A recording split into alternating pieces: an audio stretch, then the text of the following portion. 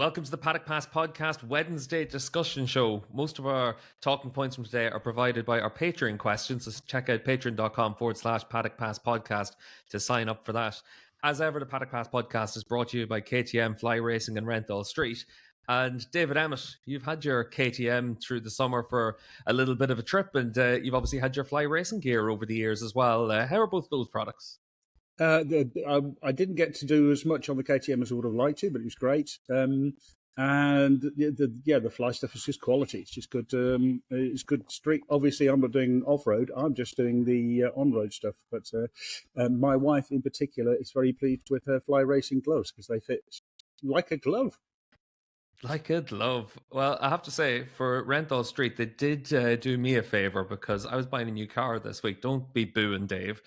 But at least the salesman was a biker, and he was saying, "Yeah, I'm going to be getting a nice MT-09." So I said, "Oh, you should really check out the Renthal Fit My Bike option and see what you were able to add to that." So he was able to check it out, and handlebars, chains, chain wheels, brake pads, all available for the bike that he's picking up. So suddenly it became even more attractive for him to pick up that MT-09. So he didn't really give me much of a discount for my helpfulness, but that was a shame.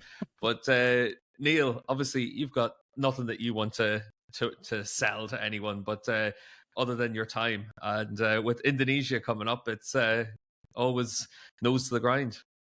Exactly, Steve. Yeah, busy period. Although I am skipping Indonesia, I decided to give myself a week at home before going away for, I think, 5 weeks. So yeah, I'll just be covering Indonesia from home. Although I do think we have a contact on the ground who's going to be providing us with audios and bits and bobs from the track. So our coverage should be tip top, as it always is. I was very smug, waving goodbye to the folk that were heading off to Indonesia on Sunday night, thinking, oh, thank God I'm not doing that, only to discover that I actually still had to negotiate a way through Bologna Airport yesterday. So the joke was on me. Well, I have to say, whenever I was coming home from Milan, I bumped into Cormac GP in the airport for one, but I also got bundled out of the way by Davide Brivio as he was storming down to his gate to get to his flight. His flight was leaving an hour after mine, so I have no idea why Brivio was in such a hurry, but he definitely made sure I was getting out of his way. But Neil, you're going to be in Motegi for the first time this year, aren't you? I am. Yes, exactly. Yeah. I mean, I had this brainstorm over the off season where I was thinking, I've always wanted to go to Japan. Yeah, I've never gone to Motegi. Well, let's maybe try and fix this. So, yeah. Well, I have to say, Neil, you're not going to be the only one because our Paddock Pass competition winner has been decided, and it's Lucy Payne that won that. And I was chatting to Lucy yesterday, and she wants to go to Motegi because a little bit like you, Neil, she's always wanted to go to Japan. So a good excuse for herself and her boyfriend to go over there. So we're going to get all that sorted out for Lucy. But a big thank you to everyone that signed up for the competition. We're going to have lots more competitions coming up over the next while. RI are interested in getting involved, and we'll be running those Paddock Pass competitions as well, hopefully next season as well. So if you want to sign up as an annual Paddock Insider, that'll automatically enter you into any of our draws going forward. But we also have a Paddock VIP tier. So it's $50 a month, but you will actually going to get probably more entries for competitions as a result of that. You're going to get the chance for merchandise and then also to have Zoom calls with us through the course of the season. So we actually had one just last week, Dave. It was great to be able to have a chat with Marcus. It was very good indeed. It was he had life advice for us and we had life advice for him. Yeah, our life advice was don't listen to us. We're all wasters. But the good thing about it was we were able to have the chat to catch up with him. And it's always interesting just to see what people are thinking about what's going on the ground in MotoGP from a distance. So it was really good to have that call with Marcus. That's all of our shilling done for the day. But just on Patreon as well, we had our Rider of the Day poll. And Neil, there were plenty of options on that, but Jorge Martin ended up taking the lion's share with 41%. He did, Steve. Yeah, exactly. Although it wasn't a close run, or sorry, it was a close run thing with the vote. But yeah, Jorge just nudged it, even though he was nudged out at the end of the race by a certain Italian in controversial style. So yeah, I think Jorge got the share of the vote. Fabio Quartararo, interestingly, was second, and Enea Bastianini third. So not too many people were plumping for Enea, and I'm not sure whether that is a result of the last lap overtake and the aggression that he showed. Well, I had an A on my fantasy team, so I was happy enough with that. I had Martin on my fantasy team, so I was happy enough with that. But I'm still stuck with Aprilia and can't manufacture any way to get Ducati onto my fantasy team. So I'm still holding Neil responsible for that from round 1 of the season. And Neil, you mentioned there about the Bastianini and Martin clash. We had that as one of our discussion points on Patreon as well, and we had lots of comments in about it, as you'd expect. Stuart Edwards was saying that Enea saw an inch and he took a mile, but for him, there was nothing wrong with that. AC said he didn't mind the pass, but does this open the door to allow passes like this in the future? And David, I think that's probably one of the big things that a lot of people have been wondering is, does this set the precedent for what we can do on last laps or what we can do when riders get alongside each other? Yeah, I mean, that was very much the biggest thing amongst all of the riders was, look, we just want to have, we just want to know where we are. We just want to know exactly what's going to be allowed and what's not going to be allowed. If this is going to be legal on the last lap, then that's fine. That's what we're going to do. They just want some consistency. And Neil, as a bit of a counterpoint to that, Dan Lambert was saying that he didn't think it was a clean move and that he thinks Bastianini should have been penalised for it. Even though Martin ran off the track to avoid the crash, if Martin had held his line and crashed, it would have been Bastianini's fault. So therefore, Bastia should have had some sort of a penalty. What's your take on that? I could see the reason behind that. I think what you have to look at is the fact that Bastianini wasn't out of control when he was making the move. He wasn't moving from side to side. He was obviously absolutely on the limit, but so was Martin. So it had to be on the limit. Maybe it was a little touch over it because there was a little bit of contact, but it wasn't a massive barge from what I could see, from what Bastianini did. Also, a lot of people talking about the fact that he exceeded track limits on the outside. I think I've gone back and watched this replay, I don't know how many times now, but he wasn't actually on course to go off the track limits. He actually only went off track limits once he looked over his shoulder to see if Martin had crashed or to see if Martin was where he was basically on the track. If you rewatch the replay, he initially goes in and he's pretty much on the white line over the curb, and then when he looks over his shoulder, he drifts off to the outside. So that, I think, was an indication that the move that he made, he wasn't completely out of control to make that move, and he could have made the corner. And then you add in all the other facts. There are two guys going for the victory. There are two guys fighting for the championship. It's the last lap. And generally, you don't want to dissuade riders from making this kind of pass, because what's the point of having a spectacle like MotoGP when riders aren't going to be even attempting it because they think, well, there's going to be retributions for this. So yeah, I think it was absolutely on the limit. It might even have been just a little touch over the limit, but for what it was and when it happened, I think I still think that the stewards just about got it right. I mean, previously when I've spoken to, probably a decade or so ago, speaking to Mike Webb, one of the things that he always said was, look, you've got to give people a chance to try to win the race. If you start discouraging last lap passes, then the whole thing is, then the race is over. Obviously, those last lap passes have to be legal and fair. But, this was, I think even for the people who thought it was, sort of not legal, nobody thought, and a bit harsh, nobody really thought it was dangerous. It was just a bit cheeky sort of thing. And Mark had said, go for the pass, sure. But the issue is that he ran off track. So, that's sort of like the debatable thing about it. Well, I have to say, Neil, you mentioned about the look over the shoulder. Jono's not having any of it from you because he's saying that Enea didn't make the corner, and it doesn't matter if he looked over his shoulder. He didn't make the corner. And I think it's interesting that there's obviously, with all of our patrons, there's also the other side of the coin coming out where Aaron was saying that in the history of modern MotoGP, it's within the limits of what's acceptable, and you also have to think about the spectacle of what we have. So it's interesting that in an instant like this, when you have such a big diversity of opinions, Neil, it probably means the truth is somewhere in the middle, and it's just one of those racing instants. Yeah, I can see that, and I know that there's maybe a slight frustration with some fans watching. Some fans were pointed to the fact that Danny Holgado exceeded track limits by a minuscule amount on the last lap of the Moto3 race, and he had to drop from 3rd to 4th. That was exit in turn 15. And there's another thing as well where, the outside of turn 4 wasn't painted green. And I think that's because if you run wide there, it's not like you're gaining any advantage, because if you're wide there, it means you're automatically losing time. Whereas if you're exceeding track limits just a little bit on the exit of 15, then you probably are gaining something. And it's the same if you look at the last corner. On the outside of the curb, it's blue, and that's because they have that kind of new like rumble strip curb where it's designed so that it upsets the bike and basically like dissuades riders from using going right the way out to the outside of it. But when the curb ends, then it's green. So the kind of the objective for the riders is to get off the curb before touching that green spot. And if you touch that green spot, then you'll be penalized. So I think that's another thing to take an advantage, which I'm guessing the stewards would have been doing this. Now, I think one thing to mention as well is, on such a hot topic, such a controversial topic, I really do think that it would really benefit the stewards to come out and just to briefly speak on their reasoning behind it.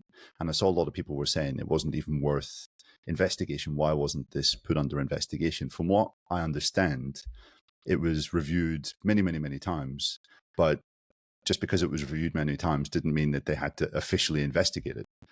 So that to kind of have the opinion that the stewards weren't even considering it or weren't even watching it back to think, well, was it legal or not? I don't think that was really the case. I think what they could have done, though, is they could have come out to the kind of the watching world, even to some of the media, or even just a video on MotoGP.com to explain their reasoning. Yeah, I think that's fair enough, Neil. And David, just to ask you one little follow-on question from that, because in World Superbikes, at the start of each weekend, we get a document that says where the track limits infringements will be assessed. So if you think back to last year at Jerez, for instance, when Toprak lost race 2 when he ran out onto the green paint, that was one of, I think, only 3 corners where race stewards are actually going to assess a benefit of track limits. Is that the same in MotoGP, or is it a little bit different? I mean, the teams all get that document, but we as journalists don't get that document. I've seen that World Superbike document, and it's amazing. I'd love to get it. I have literally no idea why it's not made available to journalists, so I think it'd be a good idea if it was. So, yeah. It does free up an awful lot of my headspace on the last lap whenever I only have to think about 3 or 4 corners, rather than when it used to be every corner and you'd always miss where they were over by a couple of inches kind of thing. Let's move on to our Patreon questions, but we're going to kick it off, obviously enough, with the Bastianini and Martin incident. And John Mulcahy has asked us a question about this. And his question is, how many times did Valentino Rossi stuff someone up in the inside of a corner and run someone wide? As long as there wasn't contact or cause of a crash, it was always viewed as an acceptable move. What's the difference in this situation, Neil? Well, the situation is we're now in 2024. We're not in 2005, and the MotoGP rules have been tightened up significantly since then.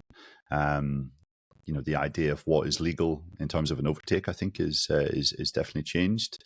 For example, I'm not sure if Rossi would have got away with his 05 move on Gibernau at Jerez on the last lap in today's climate, just because there was significant contact. Plus, Rossi actually ran off the track as well, like comprehensively ran off the track, didn't make the corner. And yeah, also we have this issue now of track limits and that kind of thing. So Rossi definitely made some aggressive and ruthless moves in his day. Absolutely no question about that. But yeah, those were different times, as we say. I would say that the current chief steward, Freddie Spencer, also ran a rider off track, allegedly. It's just that no one got to see it back in Anderstorp in, when was it, 77, 78? 83. 83, sorry. Well, there you go. I'm glad there's someone who's got a working memory on here. It could also be said that the MotoGP safety officer, Lars Capirossi, has a bit of a history of it as well, Dave. But we won't go into any of that too much at this stage. One of the big things that it's had a big impact on, though, Dave, as well, has been the championship. And Paul Losty has asked us about this, and it's more about the Pecco versus Martin situation, because for Paul, it seems that neither rider wants to win the championship. They're both making mistakes. They're both having DNFs. And it's had a big impact on the title chase. So what's your thoughts on just the mistakes we've seen from both of them over the course of the season? Well, first of all, I would recommend going to take a look at the Moto2 Championship, where people seem absolutely determined not to win. The That's the way that it appears to me as well, because they are making a lot of mistakes. We've seen Bagnaia crash out, we've seen Martin crash out, but yet when you actually go and look at the percentage points, or the percentage of points that each of them have scored, Jorge Martin has 341 points from a possible 518, which is 65.8% of the points. If you go back to 2018, when Mark won the MotoGP championship convincingly from Andrea Dovizioso, he won it by 321 points to 245. It was 321 points of a possible 475. Which is 67% of the points. So basically, Jorge Martin is pretty much bang on course for what you would expect from a championship.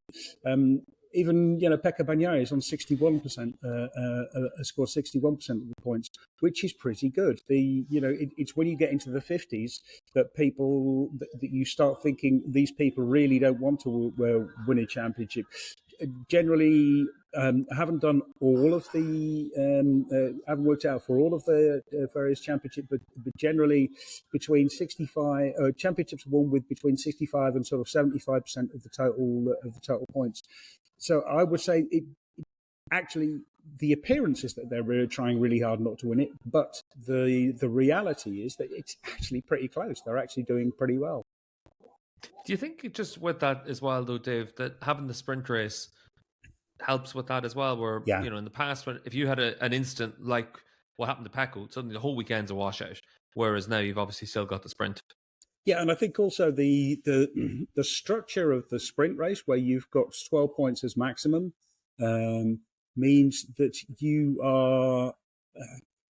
It increases or it changes the ratio of points of points scored to maximum points, if you see what I mean. Again, I would really need to do the mathematics, or in fact, what I would really need is someone much cleverer than me to do the mathematics.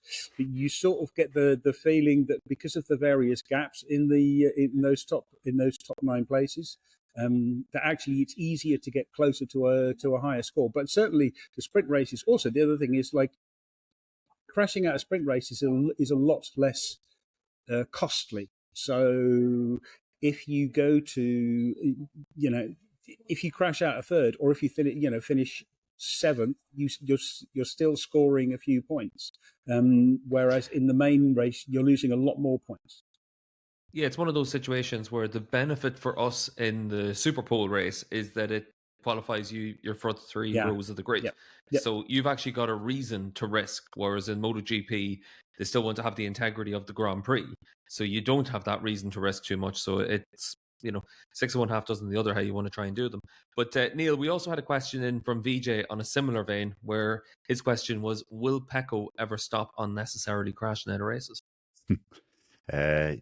Tongue firmly in cheek. I mean, he doesn't like to make it easy for himself, does he? And thinking about it, I mean, we talked about this on Sunday, but it really was such a strange day at the office for Pecco, just with his performance in the first half of the race. Then thrilling kind of comeback, and he was on course to probably catch the top 2 riders, only to crash out. I mean, what can I say? This is something that Pecco does. He crashed out of 5 feature races in 2023, still won the championship. He's crashed out of 3 feature races so far this year, but there's also been quite a few crashes in sprints. I mean, he crashed, I think, in the Jerez sprint. He didn't finish in Le Mans because of a technical issue, I think, and then he crashed out in Barcelona as well on the Saturday. So it's this is always something that Ducati have had to deal with. Pecco on his day is the best rider, the fastest rider in the world, but this is something that we see regularly, and it's happened so regularly over the last 3 or 4 years that it's not just a kind of one-off. But also when the going gets tough, Pecco has proved in the last couple of years that he can hold his nerve and really put a run together when it is absolutely necessary. One interesting thing, though, is that he really does need to be I mean, I'm not sure I would need to say perfect, but you can't really afford to have another slip up, for example, in Indonesia. Because this time last year, when we were heading away to the flyaways, Pecco had a 36-point advantage over Martin. This time he's 24 in arrears. So we have seen a couple of mistakes from him in at least one of the flyaways. Like last year it was India. I think it was the year before that it was in Motegi. So he can ill afford to do that now. So yeah, the pressure's on, and as I said, doesn't like to make it easy for himself. I have a question for you, Neil, about this. Do you know how many crashes Pecco Bagnaia has had this year? I don't, Div. 7, which suggests that he has a nasty habit of only ever crashing in practice, or sorry, during the race, or that's when he's most likely to crash, which is sort of the opposite of Marc Marquez, who always crashes during practice and tries not to crash during the race. So I think part of that is just that Pecco is operating right on the limit, and especially this new rear tyre has made things very, very complicated because of the extra grip and the way it reacts. There is so much grip that it makes it that when the grip lets go really, really aggressively. And I think that this is causing problems, especially because Bagnaia is pushing the bike so hard so far, and it would probably be good for him if he started crashing during practice, so he knew where the limit was. Yeah, it's one of those ones as well where when you look at the season you've had for Pecco, I think there's 2 rounds where he scored, 6 points and 1 point. So you're trying to build a championship up against Martin. It's really tough for that. We're going to move it on to one of the big talking points from Misano as well, the Yamaha V4. And we had a question in from Decker about this. I'll ask you about it first, Dave, because Neil, you had a good interview with Yamaha about this as well that we'll play in the show. But Decker has asked about Yamaha building the V4, probably to use it as early as 2025. And the main goal for this is obviously just to have more power compared to with the inline four that they have at the moment. So when you're in a battle, you've got a little bit more variables to be able to play with. But the question really centers around the fact that Suzuki were always praised for having an inline four that could deliver power like the V4 and basically have the best of both worlds in terms of grunt out of a corner and then also corner speed. How is it that Suzuki could do this, but Yamaha haven't been able to do it? Well, I mean, Yamaha have done it for decades. So, they've, since 2004, they've won an awful lot of championships with this bike. So there's nothing wrong with the design of the inline four. I think the reason to switch to the V4 is not so much because of the way that the bike is just to make the bike narrower. Yes, you've got more power, but also by making the bike narrower, you've got more room for the aero. And in 2027, when the rules change again and the maximum width is less, then you're going to want more space on the inside. And I think it's specifically because of this ground effect aero. By having a narrower crankcase, you've actually got a narrower bike lower down, and that's where you're using a lot of the aero to get the ground force to help the bike turn. I was thinking about this over the weekend and talking to a few people, and this was one point that got pointed out. Like, yes, inline four is a fantastic bike. It has these advantages, but as the importance of aero grows, it's not so much about having the horsepower to overcome the aero. It's actually just the physical packaging of the engine. It's more efficient when you want as much space as possible for aerodynamics. I always think it's quite interesting, though, Dave, because you are right when you say that since 04, the Yamaha has had a lot of success with that package. But in the last 15 years, they've won, 2 world championships? So even though you can have success with it and win races and all these things, it hasn't been the configuration that you really want to have as well. No, because the appropriate configuration to have in the past 10 years has been called Marc Marquez. And it's got very little to do with the engine layout there. We've seen him win on bad bikes. We've seen him win on good bikes. It's as simple as that. Pecco Bagnaia has really come into his own and really got the maximum out of that Ducati, and Ducati have understood how to make a MotoGP bike work by using the ride height devices, by using the error, by seeing the sort of the gaps in between the rules. So I think again, I think this is much less about engine configuration. Yamaha's lack of success isn't down to engine configuration; it's down to a whole host of other factors. They got caught. They basically got caught napping, like Honda, by the European manufacturers, and now they're working, to their credit, just doing an amazing job at trying to catch up. Neil, you've got an interview with Massimo Meregalli for us as well from this. What was the bones of that for everyone? It was the reasons why they have decided to go with the V4, the commitment that Yamaha is making, and when he thinks this V4 will be on track. So, let's hear from Mayo.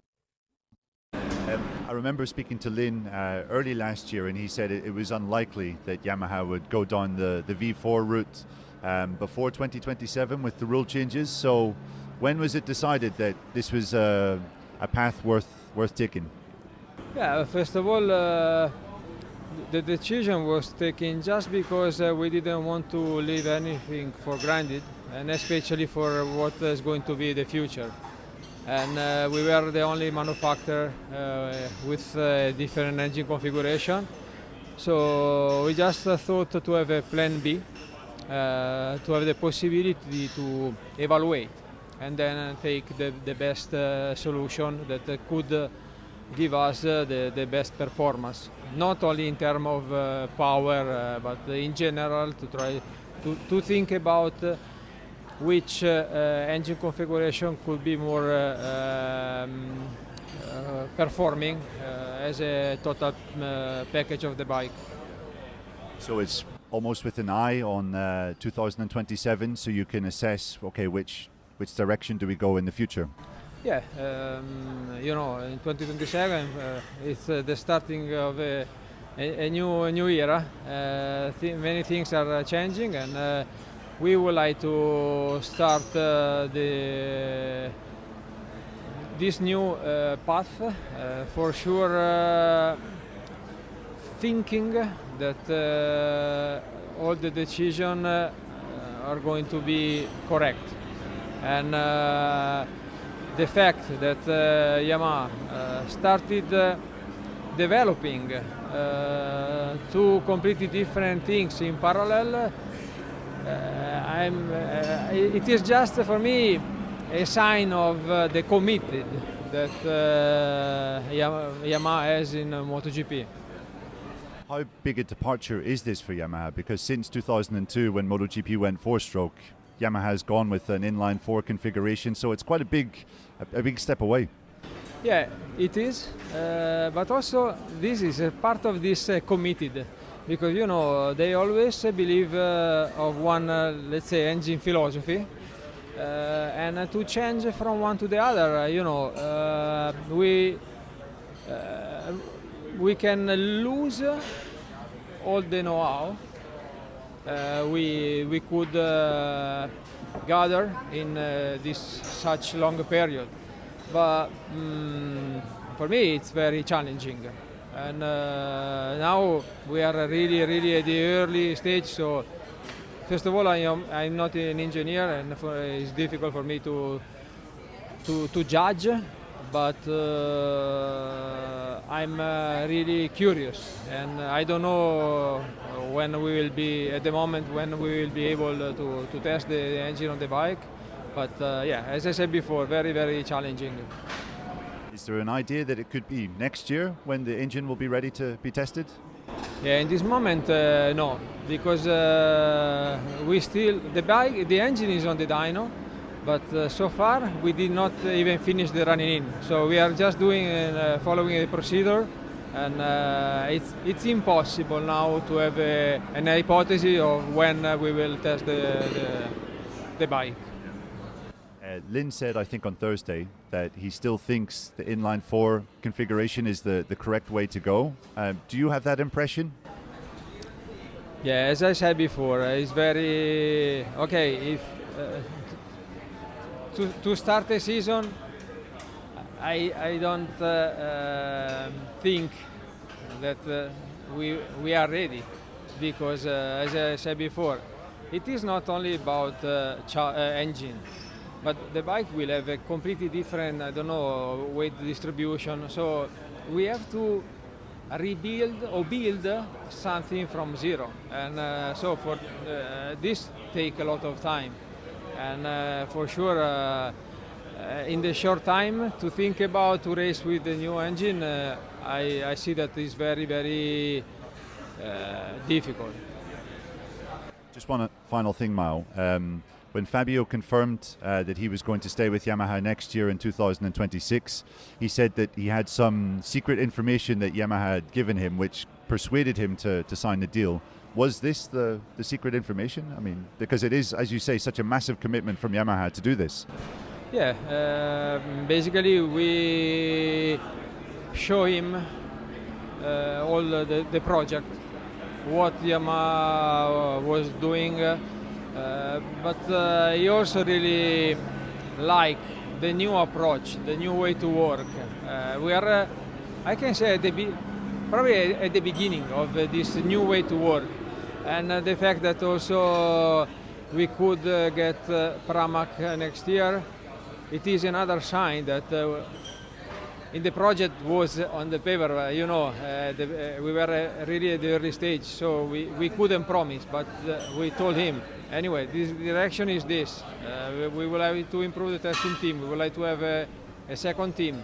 We are exploring different areas to try to improve the performance. I think all this picture really convinced Fabio to stay. And I can also say that for us has been a really good overall, has been a really good achievement, because we are we were in a big difficulty, and now we are starting improving, and we have been able to put together this, in my opinion, really strong package.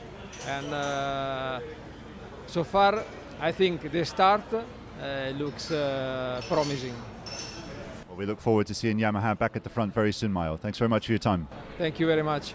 That's great, and thanks for that, Neil. Always good to get good insight from inside the paddock from the people that matter. And obviously enough, on patreon.com/Paddock Pass podcast, we have a range of extra interviews and content all the way through Grand Prix season as well. So check that out if you want to get more interviews like that a little bit earlier than waiting for the podcast.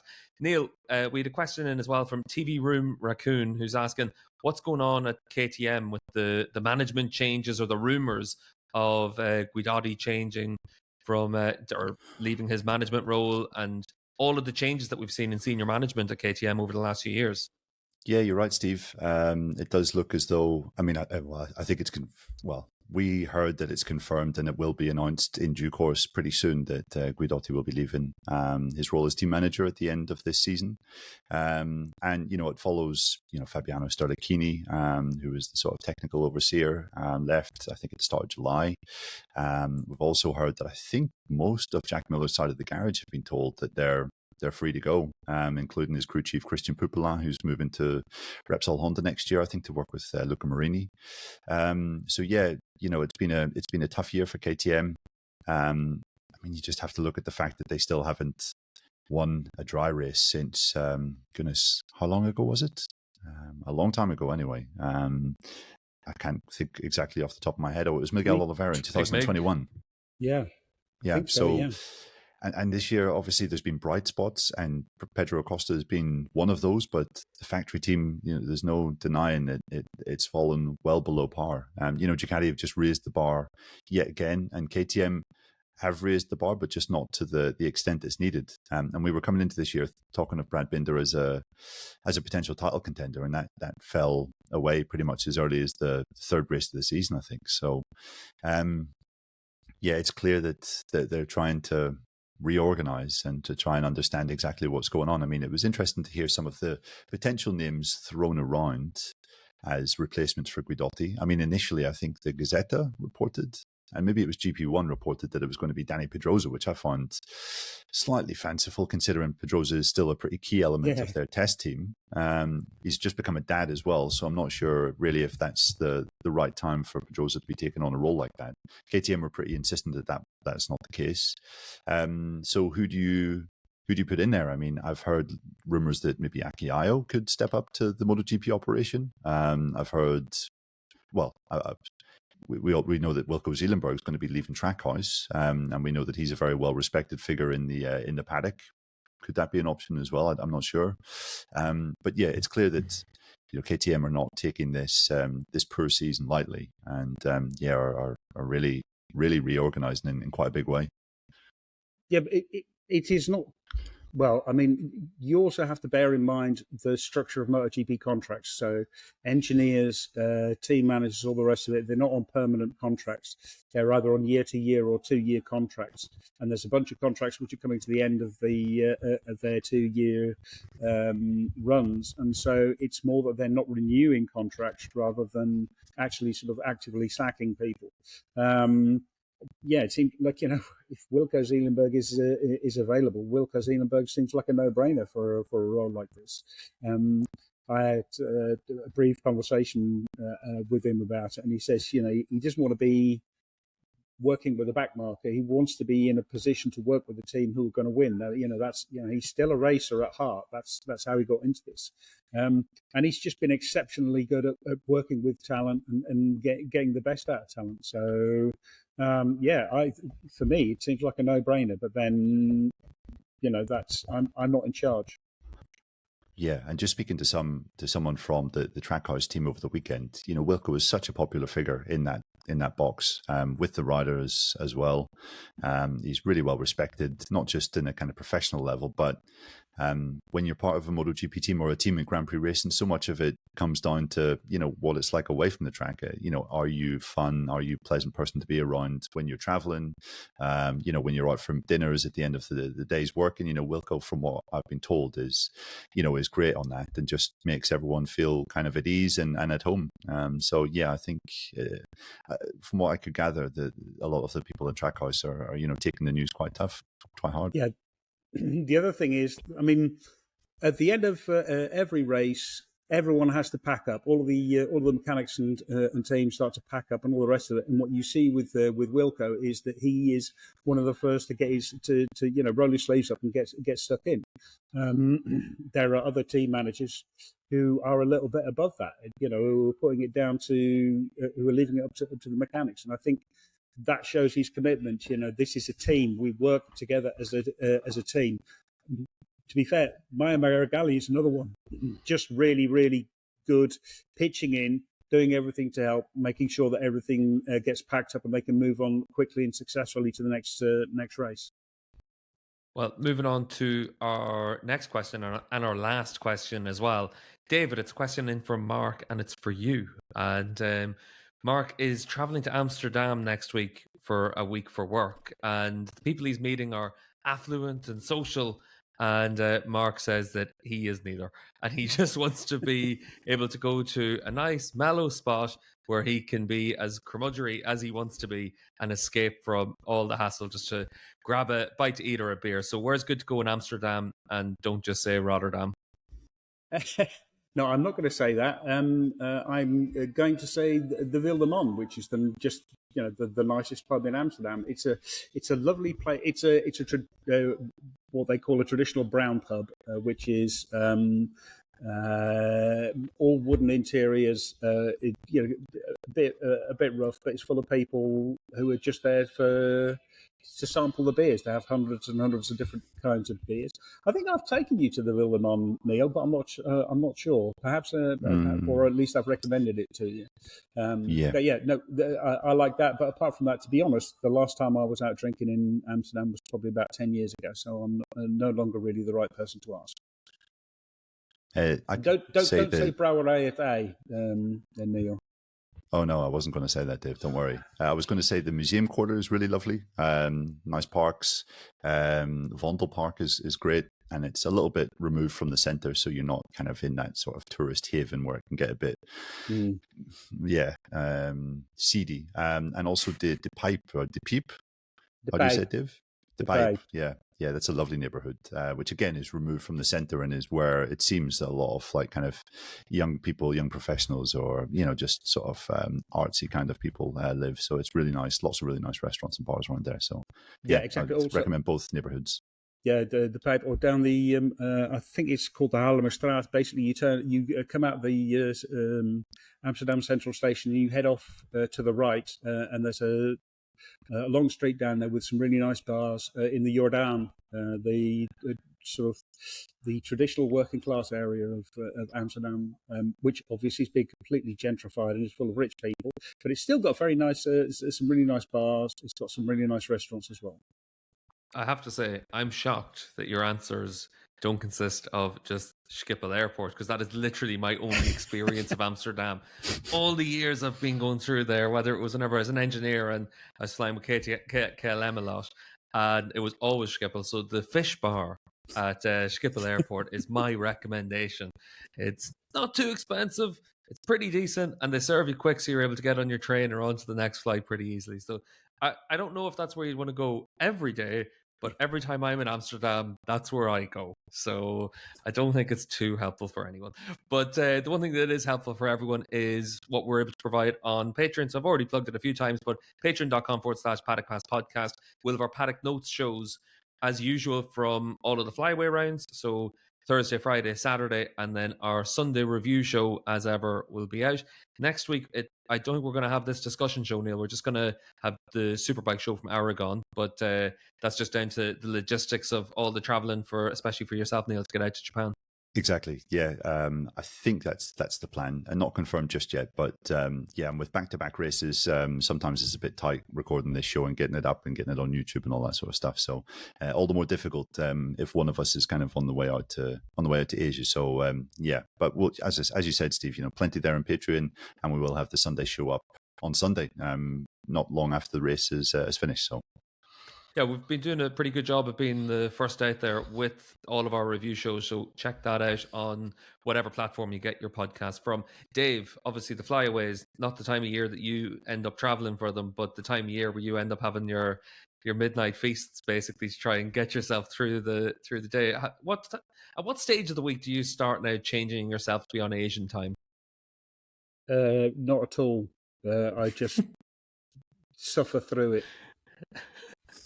Did sound like the voice of suffering there, but the man who's truly excited for the flyaways. Yes, my favorite. Where are you, Dave? Are you at Mugello? I am actually. I'm at a campsite called Mugello Verde, which is just outside San Piero a Sieve, which is just southwest of Mugello. It's literally about 7-8 k's away. I was here with my wife 2007, in fact. And because of the cost of flights out of Bologna, we decided to fly on Wednesday. So we needed somewhere to stay. And because we'd been here in 2007, in October, we were actually staying here the night that Casey Stoner became world champion for Ducati. And the next day we went up to the Ducati factory, and there was a big banner up and everything. So we're sort of down here for nostalgia's sake. And it is very nostalgic because when we were here in October, it was chucking it down and lightning. And it was chucking it down and lightning last night as well. So, but the weather's cleared up a little bit now, so we might actually be able to get outside without being in danger. Well, on the David Emmett nostalgia trips, I'm obviously going to Aragon tomorrow, and Thunder and Lightning, Dave, and the best sandwich shop in the world, as far as you were considered, is around about 2 miles from the Aragon circuit. So I'll drive past that now tomorrow on my way to the hotel, and I'm looking forward to Aragon. It's going to be good. Obviously, this weekend we're going to be busy with all of our MotoGP stuff. We've got Superbike show to record as well, so it's just try and figure out when Evo and Gordo are going to be available for that, and we'll be able to review all the action from Cremona. We'll also hopefully be able to know what's going to happen with Toprak and whether he's going to be on the bike. So check out our Superbike show later in the week. It might be where we recorded on Thursday when we're all together in the media centre, but we'll get that posted pretty soon as well. As ever, big thank you to KTM, Fly Racing, and to Renthal Street for supporting the Paddock Pass podcast, and to all of our patrons for providing the questions on this Wednesday discussion show.